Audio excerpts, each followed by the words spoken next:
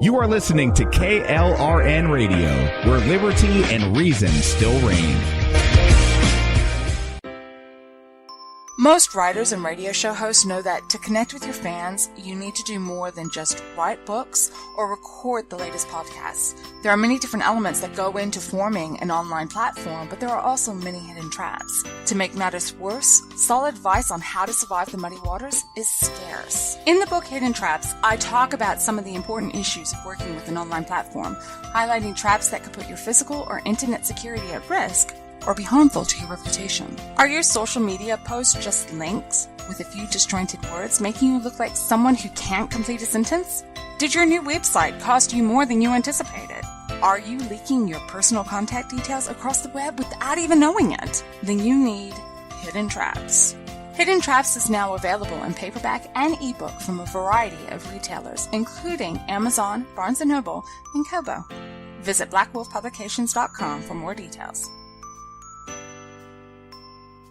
If you're 85 or younger, would you like peace of mind and comfort for your family? We're Final Expense Direct with an urgent message for you. The average funeral today costs over $8,000, but the most you'll get from government benefits is $255. How will your family pay the difference? We can help. Our senior plans start as low as just $1 a day and pay up to $30,000 for a funeral and other final expenses. Peace of mind is easy. There's no medical exam. You'll have lifetime coverage, and your plan can't be canceled as long as you pay your premiums. Call now for free information about our senior plans. Answer a few simple questions and receive approval right on the phone. Plus, call right now and we'll give you a discount prescription card for free. Call 800-553-8687. That's 800-553-8687. Again, 800-553-8687. KLRN Radio has advertising rates available. We have rates to fit almost any budget. Contact us at advertising@klrnradio.com.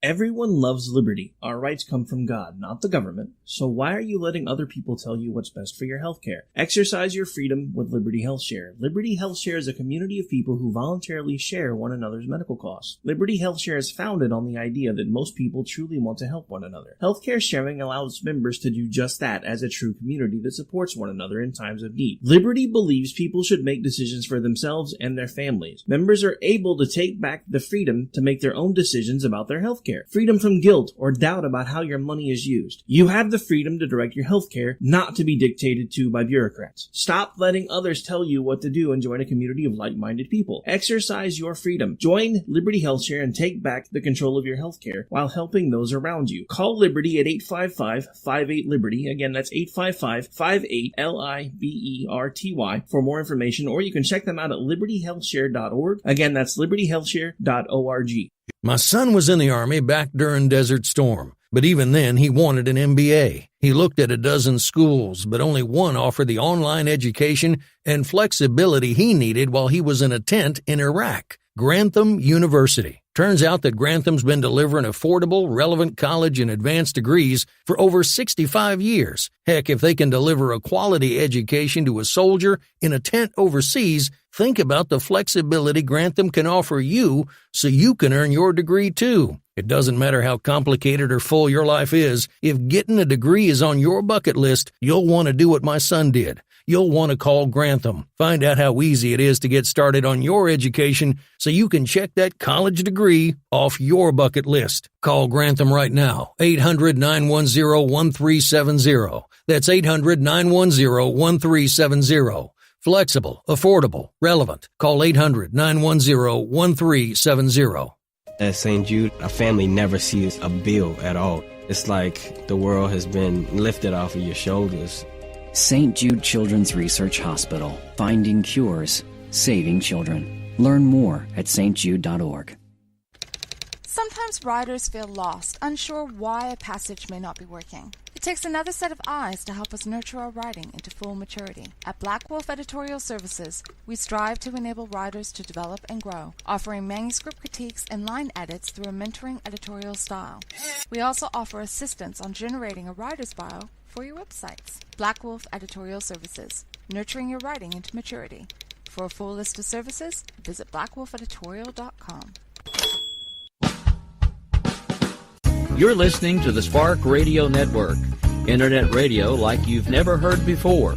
Innovation, creativity, and imagination are all said to begin with a spark. So fasten your seatbelt and take the ride of your life and listen for the spark. Sometimes we need to slow down and remember the simple pleasures in life. Good coffee, good books, and good company. Come on in. Take a seat. The coffee's just been brewed. Let's see who we have in the coffee shop today. What a wonderful day in the coffee shop! But then it's always wonderful in Jessie's coffee shop, where I love to sit and talk books and writing. Now, who's in the coffee shop today? There's a book called Starting Chains on a table. And there's Nicole Luttrell, the author. How are you? I'm good. How about you? I'm doing great today. Why don't you tell me a little bit about Starting? Well, Starting Chains is the second in a trilogy called Woven. It picks up almost exactly where the second book left off. It's a fantasy novel about a world that's changing, a world that is having to face a lot of things that it's never faced before, and a world that's evolving in a way that it may not be ready to yet. Okay, that sounds pretty interesting. Now, are we talking like evolving technology or evolving socially, economically, morally? Evolving socially.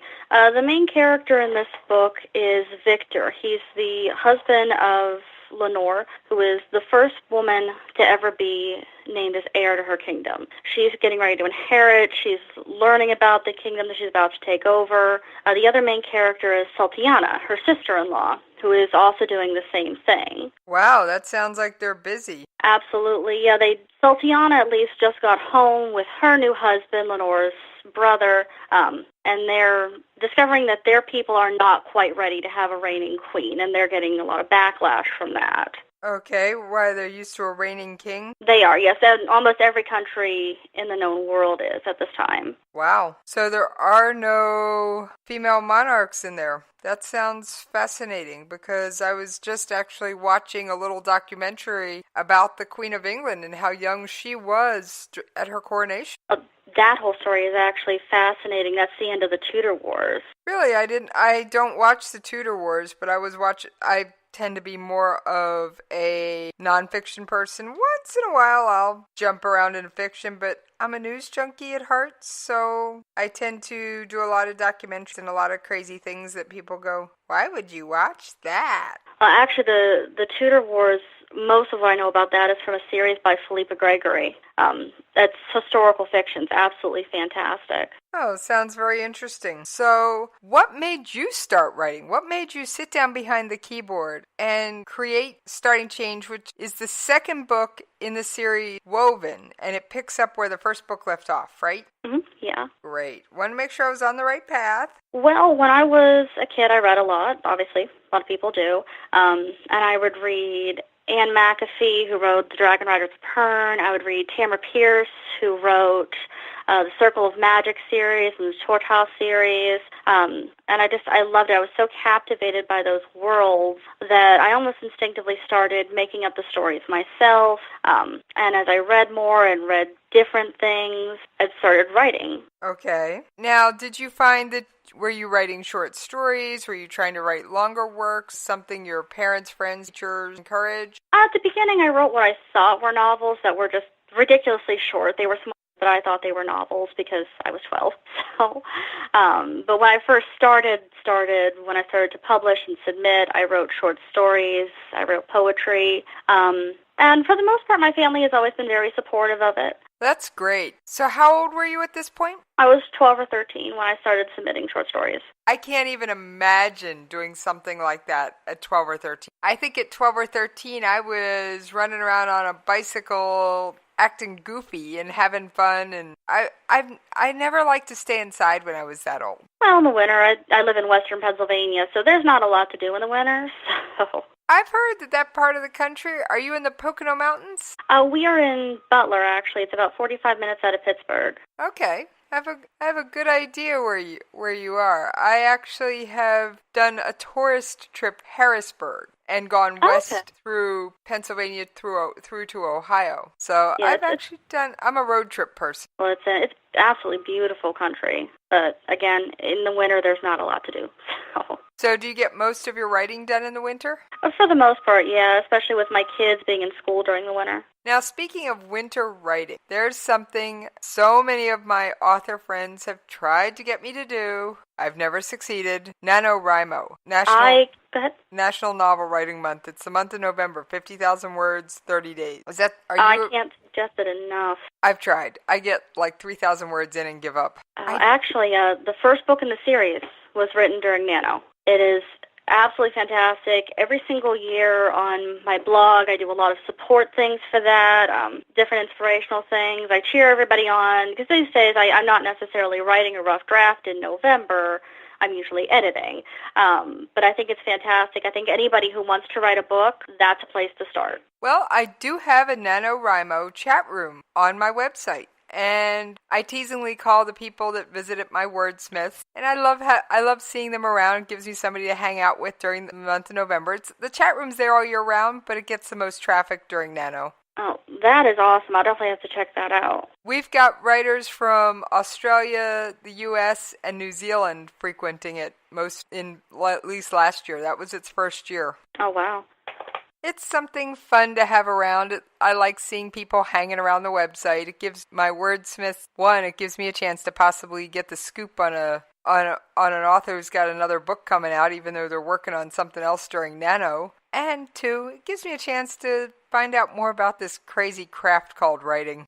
Now, with your permission, I might need to link to that, because I'm always looking for different things like that to tell people about. Feel free, spread the word. I'd love to see more people hanging out in the chat room. Like I said, it's most active during November, but it is up all year round, and I've told people my rule is it'll stay until it becomes a problem. If it becomes a problem the rest of the year, the other 11 months out of the year, it'll disappear except for November. All I ask is that people play nice, but they are more than welcome to start up their own writing chats, conversations, things like that, do word sprints, whatever they want in the chat room, as long as I don't see a lot of name calling, and as long as it doesn't become a vicious online place, I'm happy with it. Right, well that's absolutely wonderful. It's something else I felt I could do to support the writing community, because while I'm not a writer, sorry, I've tried, I fail miserably at it. I get no joy in pushing buttons on my keyboard or trying to create a plot. It just doesn't intrigue. But I love reading things, and I'll read anything that sits in front of me, even the cereal box. So to answer a frequently asked question,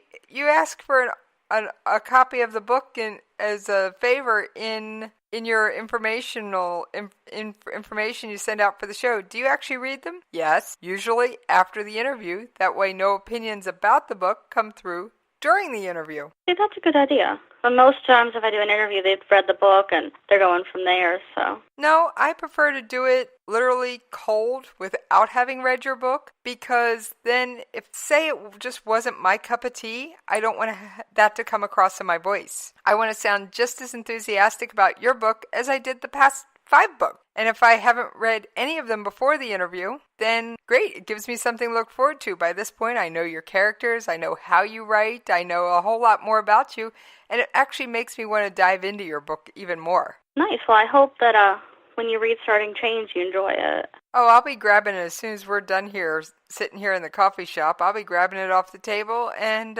sitting down with a cup of coffee to get started. Now, back to writing book. How long does it take you to write a book? These books tend to take about a year. A rough draft usually takes anywhere from 6 weeks to 3 months. Then I've got to let it sit. And usually when I let it sit, I switch over to a different project. I usually do 2 to 3 drafts, depending on how the third draft ends up. Then I give it over to my editor, who goes through and basically explains to me all the places where I apparently left my brain at home that day. So I fix all that. Then I'm able to start in on promotion and cover creation. Now, they always say don't judge a book by its cover. Everybody does. Where do you get such gorgeous cover? Thank you. My friend actually made that for me. His name is Regis Hunchik.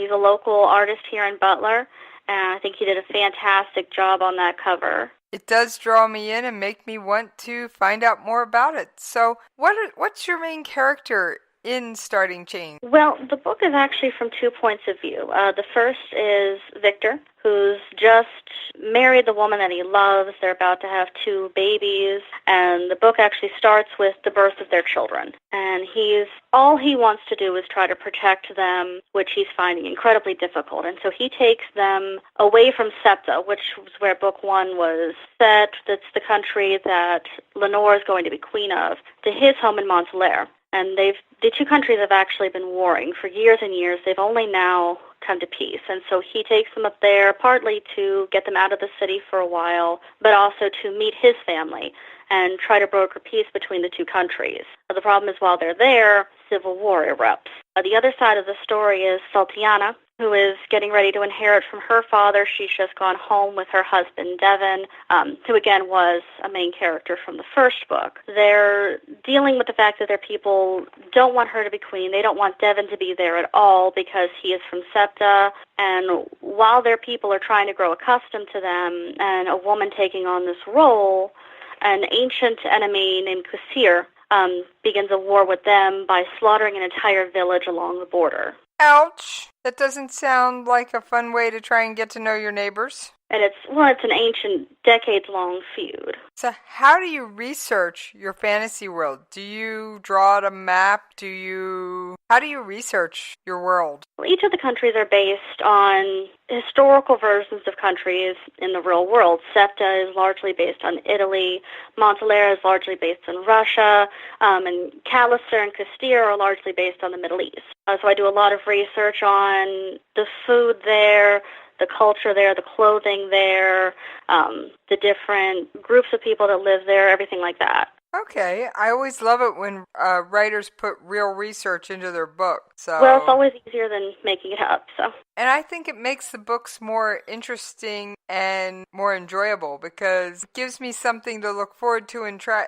I like to sometimes with certain books try and puzzle through where does the facts end and the fiction begins. Now, not all books lend themselves to this, but I do like to. I can usually tell when a book has been very well researched, or when there is truth in a book. But I mean, if you do something that makes no sense, either backed up by plot or backed up by something in your manuscript, like have a horse travel 80 miles in one day, that horse had better be magical. Absolutely, yeah. And I think that's something a lot of fantasy authors forget, is it might be fantasy, but if you're going to use real-world elements, you need to either back it up with fact or have an explanation as to why you haven't. I think that actually applies to all genres, because I read, and I'm not going to name what book, but it was a traditionally published book, mainstream author, bestseller in fact, but he used a real-world city, but he got all his facts wrong. He'd named 2 streets as an intersection in his book. You look at the map of the city that he's talking about,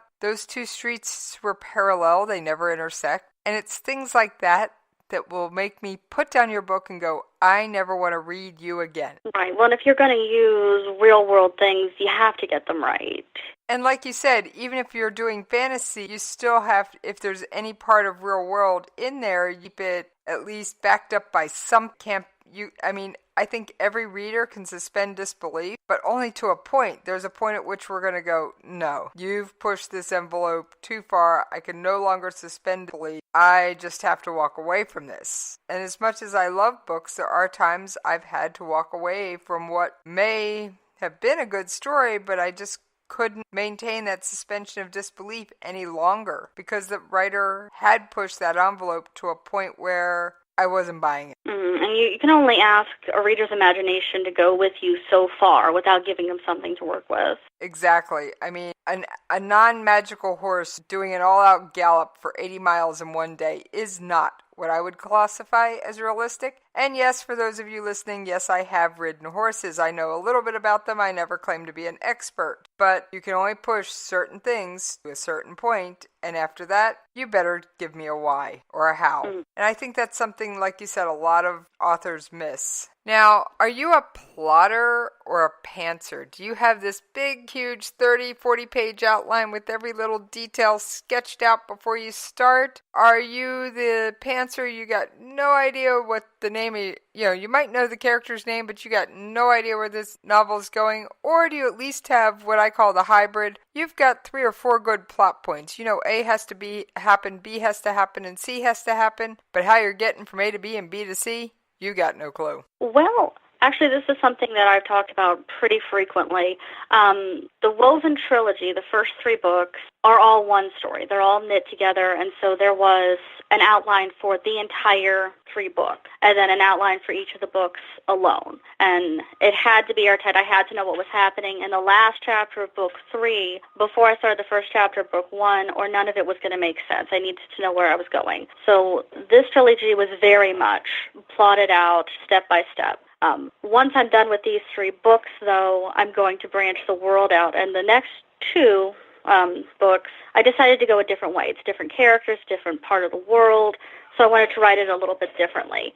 I know what the end is. I know several key plot lines that I would like to have happen, but other than that, I started writing the rough draft just to see where it would take me, and that was very eye-opening. I think I wrote a lot of things that I might not have had I had an outline in place.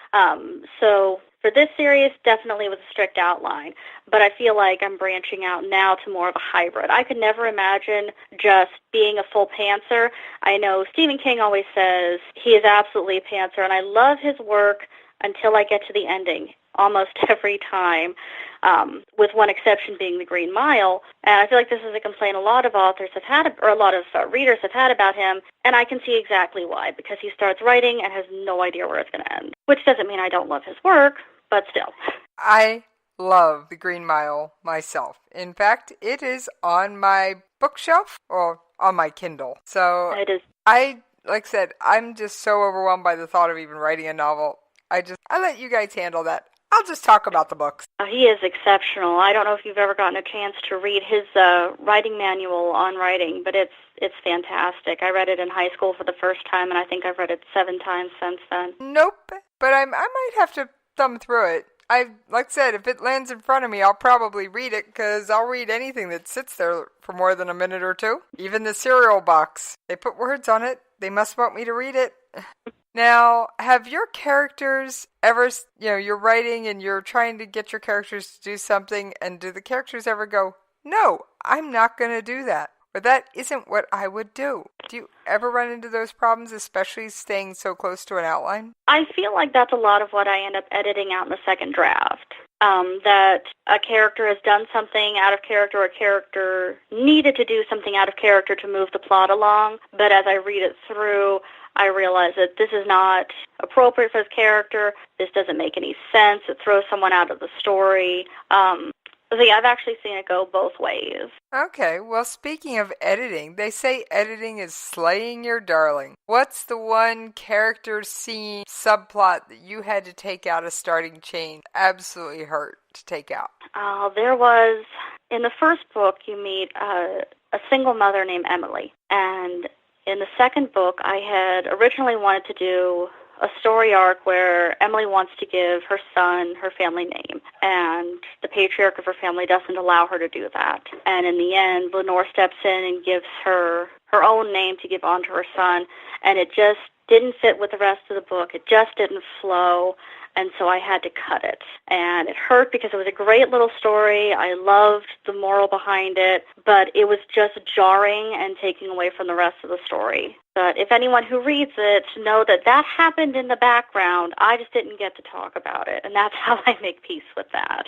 Well, I think that's great. Now, please tell me you didn't delete those precious words. No, you save everything, just in case maybe I'll do a standalone short story and just put it up on my blog or something like that. That is actually advice one writer or author gave on the air. Take your outtakes, turn them into short stories, and use them to draw people to sign up for your newsletter or draw people to your blog. Mm-hmm. And it gives an outlet so I don't feel like that whole storyline died.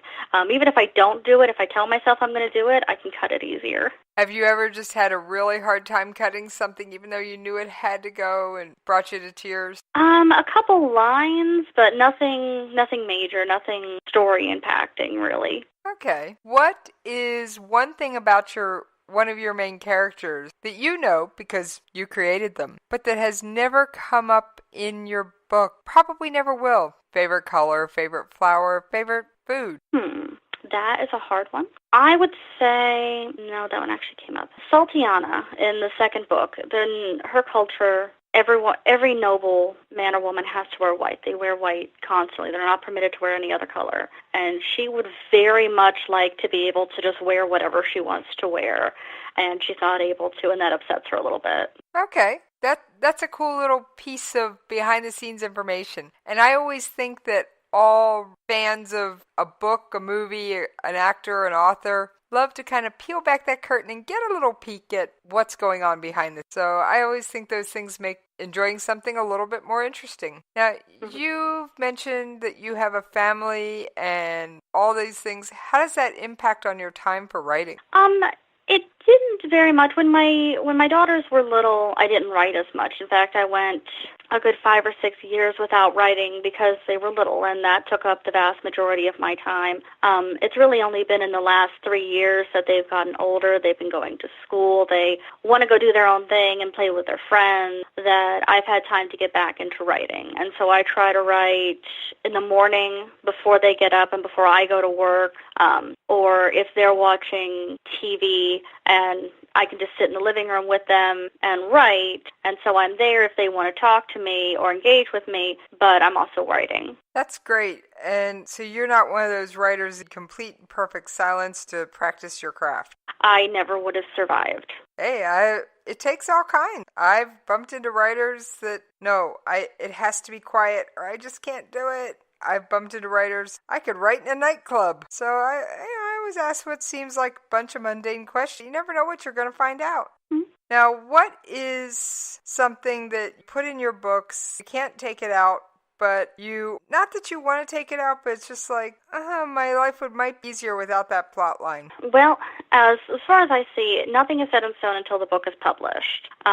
One thing I wish I could go back and change the name of the main character. I love the name Lenore, but her mother's name is Lorna, and I have found that has tripped up a couple people. My daughters read it, and they said it was confusing. I've had a couple reader feedback saying it was confusing trying to keep the two characters separate. I wish I could go back and correct that. I thought it was clever at the time, but now their names are published, so I can't fix it anymore. Okay. What advice would you give to a new writer trying to get all this stuff sorted out to them they haven't published? They may have either an idea for a novel or even a working rough draft. What advice would you give them to help them along their path with creating that novel? Don't worry about anything else until the book is done. Get the rough draft done, and you're already ahead of 90% of people who want to write. Get the draft edited and ready to submit to a publisher or editor, and you're ahead of 90% of the other ones left over.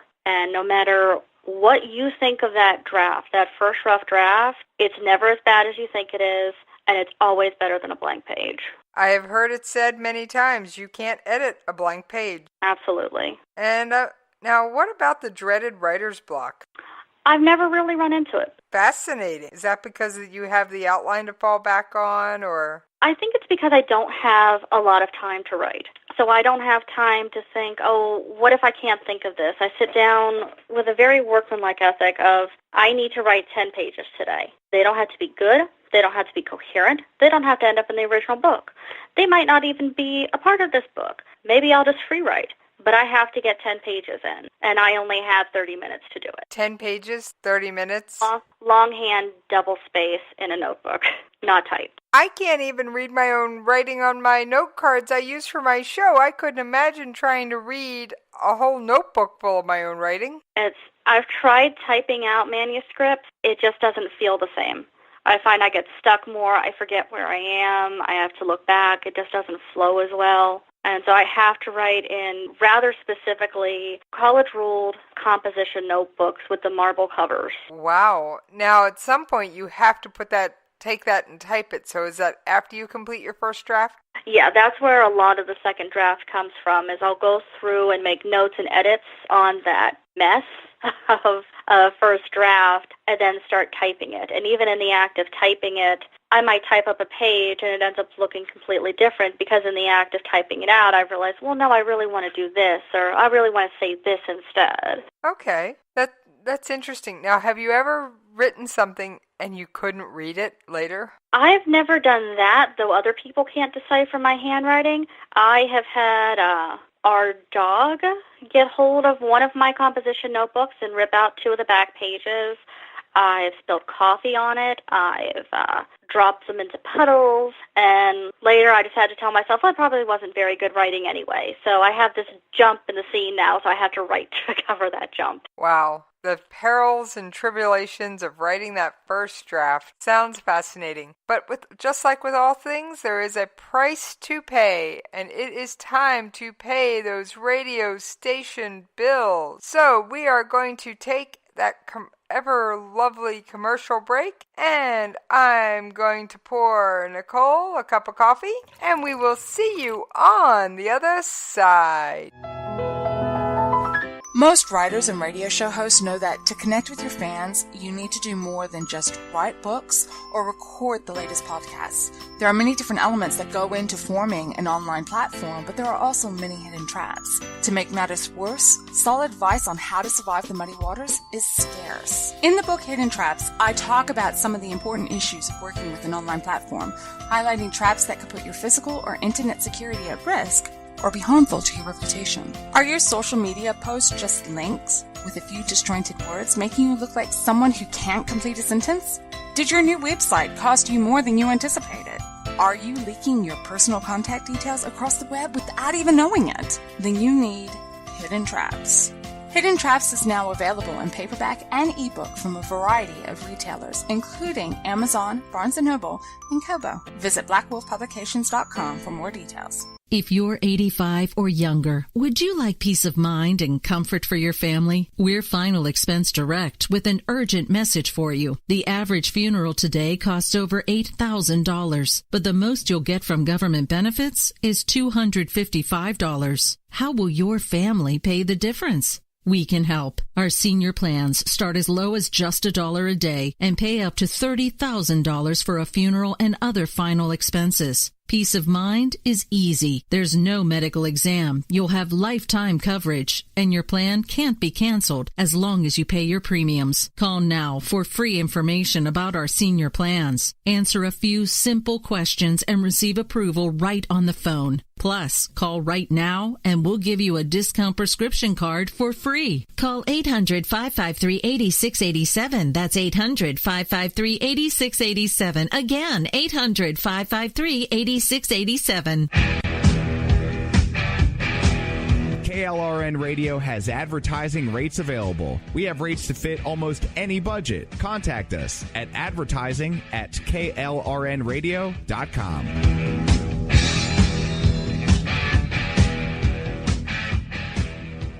Everyone loves liberty. Our rights come from God, not the government. So why are you letting other people tell you what's best for your healthcare? Exercise your freedom with Liberty Health Share. Liberty Health Share is a community of people who voluntarily share one another's medical costs. Liberty Health Share is founded on the idea that most people truly want to help one another. Healthcare sharing allows members to do just that as a true community that supports one another in times of need. Liberty believes people should make decisions for themselves and their families. Members are able to take back the freedom to make their own decisions about their healthcare. healthcare, freedom from guilt or doubt about how your money is used. You have the freedom to direct your healthcare, not to be dictated to by bureaucrats. Stop letting others tell you what to do and join a community of like-minded people. Exercise your freedom. Join Liberty HealthShare and take back the control of your healthcare while helping those around you. Call Liberty at 855-58-LIBERTY. Again, that's 855-58-LIBERTY for more information, or you can check them out at libertyhealthshare.org. Again, that's libertyhealthshare.org. Sometimes riders feel lost, unsure why a passage may not be working. It takes another set of eyes to help us nurture our writing into full maturity. At Black Wolf Editorial Services, we strive to enable writers to develop and grow, offering manuscript critiques and line edits through a mentoring editorial style. We also offer assistance on generating a writer's bio for your sites. Black Wolf Editorial Services, nurturing your writing into maturity. For a full list of services, visit blackwolfeditorial.com. All right, thank all y'all for hanging in there with us while we paid those radio station bills. Yes, there's a price for everything, including writing. Now, Nicole, what is your favorite coffee shop treat? I am a very big fan of coffee in general. Dark coffee is always my favorite. I'm not big on the different frou-frou drinks that have all the different sugars and things in them. I am a big fan of Starbucks, specifically their Pike's Place roast. Oh, yum. I will admit that while I do like a very strong cup of coffee, I do add some cream and sugar to it. So cream and sugar are good, and espressos are good. But not big on lattes and things like that. I've been known to do iced coffee in the dead of summer, too, when it's 100 degrees outside. Oh, well, yeah, absolutely. Gotta have that caffeine. In fact, I think I will top off my cup of coffee right now. All right, so you have this huge outline. You write everything out by hand. You give yourself permission to do a crappy first draft. You've got the beautiful cover art. You've got your social media presence. How do you actually feel once you hold that book in your hand with all the time and the effort, everything that goes into writing the book, getting the cover made, getting all the promotion put together? How do you feel when you finally hold that book in your hand? Well, I've had 2 books go all the way to paperback, and both times when I got the box and I opened it, I just started crying. It was just absolutely astounding to hold that in my hand and flip through and say, oh, I remember writing that, or oh, I remember, doing research for this, and it's absolutely mind-blowing. That's great. Now, so both of your books are available in paperback, Starting Chains, and what was the name of the book in the first book in the series? So the first book, Broken Patterns, is available in paperback. The other book that has gone to paperback is actually from my science fiction series. I'm a speculative fiction writer. I actually write science fiction, fantasy, and horror. So Starting Chains is not yet available in paperback. Okay, wait a minute. What other books do you have out? You've been holding out on me. I have 2 science fiction novellas. The series is called Station 86. The first book is called Seeming. The second book is called You Can't Trust the AI. They are available together in a paperback edition. Oh, that is great. And did the same person do the covers for those? No, I had another local artist. His name is Jeremy McClellan, did them, and they had this wonderful. When he asked me what I wanted the cover to look like, I said, "I love Flash Gordon. What can you do with that?"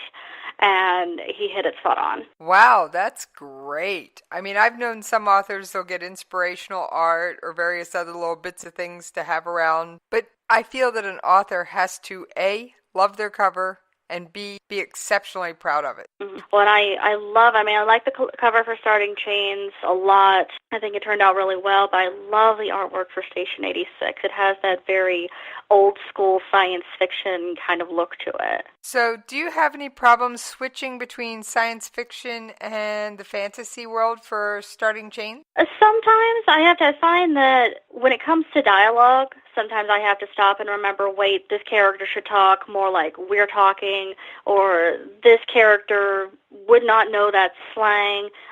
Mostly with dialogue, I find that sometimes could be difficult. So I try not to work on both series at the same time. And what's the name of the other series, and how many books are... You said it's got 2 novellas? Yes. 2 novellas. It's called Station 86. Oh, that sounds so interesting. I may have to go sniff that out later. Well, if you end up reading the first 2 and you enjoy them, Station 86 I handle differently than Woven. I will publish them episodically on my website first, and the third Station 86 book is actually starting in November. November? Mm-hmm. Ooh. November 29th. Oh, end of November. Darn. And I didn't want to interrupt anybody doing Nano. That makes sense. So do you already have it written? I am working on the third draft right now. Now, since we've discussed so much writing craft and things, do you use Microsoft Word or do you Scrivener or what software do you use? I'm actually glad you asked that because I always like to give a shout out to this company.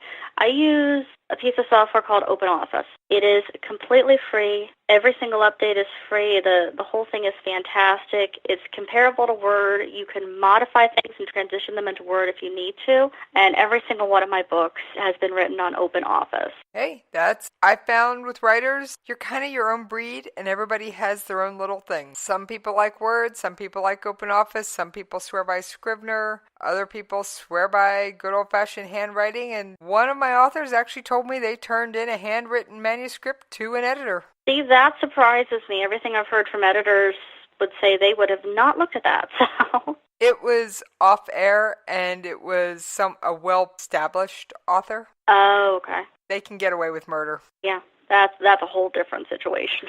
In fact, that's their genre, murder mysteries. So, with your fantasy world in Starting Chains, do you have a map? Do you know where all these cities and places and everything are? And do you make that available to your readers? I have not yet made it available because right now it's just very scratchy and for my own reference. I am looking into asking someone else to create a map for me. I am not very good with that type of thing. And before I would put it out, I'd want to make sure that it's up to appropriate standards because the standards are very high. But you do have a map for your own reference. You know how far apart the cities are and where this is and where that is and where the mountains are and the valleys and the rivers and all that fun stuff.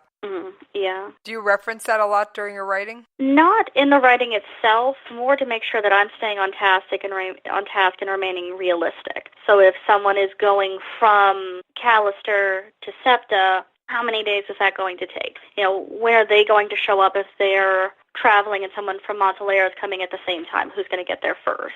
So it's more for personal reference, not so much that it feeds into the story. Well, I've always heard it said that writing is like an iceberg. The reader only gets to see the top 10%, but the writer has to know the whole iceberg and every intimate detail. Absolutely, yeah. So you also mentioned your blog. Now, what is the one tip you give writers that you think most of them don't take? To not stress as much.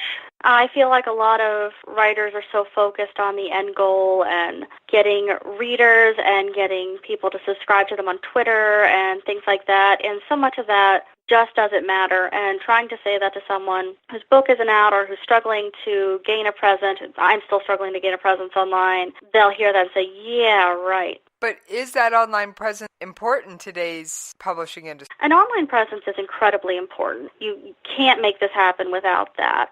But there's a difference between someone who likes a tweet and someone who reads the book. And you've got to remember that if 1,000 people follow you on Twitter, maybe 10 of those people are going to read your book. Now, you just mentioned that you put your work out there on your website episodically first. Does that take away any of the specialness of the person that waits for the book or the person or the way you feel about your writing when you finally do put it in book form? Well, when I do Station 86, the vast majority of the story is on the website. But there's always an extra chapter.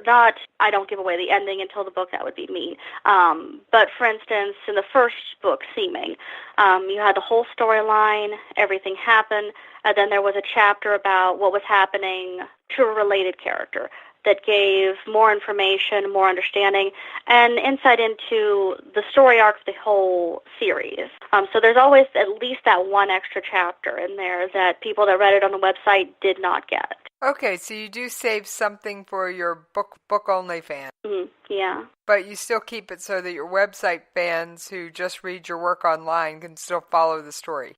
Exactly. Yeah, I never want to be in a situation where I gave almost the whole story, and then to find out the ending, you have to read the book. That seems disingenuous. I think that would actually make more of your followers mad at you rather than happy with you. Well, there's that too, yeah. Now, is there any online tips that you think that a new writer starting out should have for social media presence other than the fact of, 1,000 people follow you on Twitter, that's great, only 10 are going to buy your book. Is there any other, because I'm always seeing these hashtags, M writing, M reading, hashtag writing. Is there anything, I'm always seeing things like, there's a ton of hashtags relating to writing out there. Learn to use those hashtags, absolutely. But keep in mind that those hashtags, the M writing, I use M writing and M editing very often. I will also use hashtag fantasy, hashtag sci-fi, hashtag horror, hashtag indie author. But you've got to think about who's going to search for those. Am writing, you're going to get other writers reading you, which is great, but your fellow authors are probably not going to be your audience. Am editing, you're going to get the same thing. The hashtag fantasy, hashtag sci-fi, that's where you're going to attract readers. That's where you're going to attract your fan base. I also definitely suggest to have your own hashtags. For my fantasy series, you'll see me use hashtag woven and encourage other people to do so, because that's trying to get the name, the brand, to trend, to get the eye of new readers. That's great. Now, as a self-published author, you have to do all the marketing yourself. Is that something you had a background in before you got started, or have you been figuring it out as you go along? I've been figuring it out as I go along with some successes and failures. Actually, the first book did come out, was published by an indie author. I absolutely love the publisher, but I found that I was doing a lot of the promoting there as well because they just didn't have the time. But it's something that there's so much information online about how to do it well, how to do it without being spammy and without putting people off, that it's a whole other thing you need to learn, in addition to learning about reading or writing and learning about language and grammar and sentence structure and all the different things you have to learn to be a better writer. You've got to put on a different hat. And in fact, I have a Pinterest page called Business Hat, and you've got to learn basically marketing. And there's a couple people online that I follow constantly because they're such great teachers for that. Now, there's always editing, and other than slaying your darling, I can tell if a book has been well edited. So what kind of editorial process do you go through to bring your book into reality? Well, the first thing I do is take that mess of a rough draft, read through it, figure out what needs to be done to make it readable. And so I type that first draft out, and that draft is probably the longest one. It usually takes about 6 months. Then after I've let that sit, I'll go through and do a third draft. Now, the story should be mostly there at this point. It should be mostly readable. This is when I, first off, print it out so I can go through it with a red pen. My Instagram page is usually covered in pictures of my manuscripts with red pens, and I'll read that out loud. In particular, I'll read the dialogue out loud and just go through with a highlighter. And anything that doesn't sound realistic, highlight that so I can go back and fix the dialogue later. Once I'm done with that, I'll go through and just line edit. Just, the simple editorial mistakes, spelling errors, forgot a paragraph, need to get rid of this paragraph, just the real nuts and bolts stuff before I even get it to my editor. My hope is that my editor will get bored editing it because she doesn't have to find anything. But you do use a professional editor. You absolutely have to. Even if you're doing something independently, you've got to have that professional editor look at your work, because no matter how good you are at it, and I actually take editing work from other authors on the side, like I needed a side hustle, but even though I do that, having that other set of eyes going through is absolutely essential. And it can be expensive, but it's a step that every single indie author needs to do. You can make your own cover. You can make your own ebook.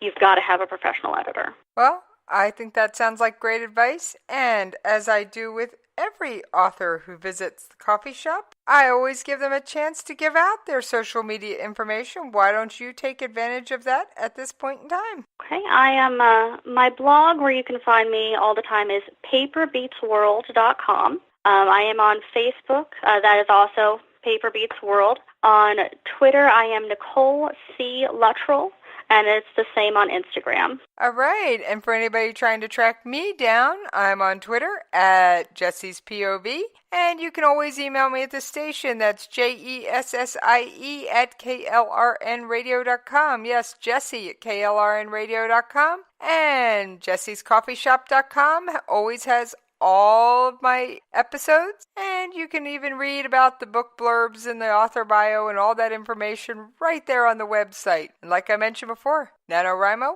I've got a chat room for that. And authors and writers are welcome to use it any time of year for whatever projects they have, as long as you play nice. Now, I've been waiting to do this all episode. I want to grab Starting Chains off the table, pour myself another cup of coffee, and settle down with a good book. And I will see you next time in the coffee shop.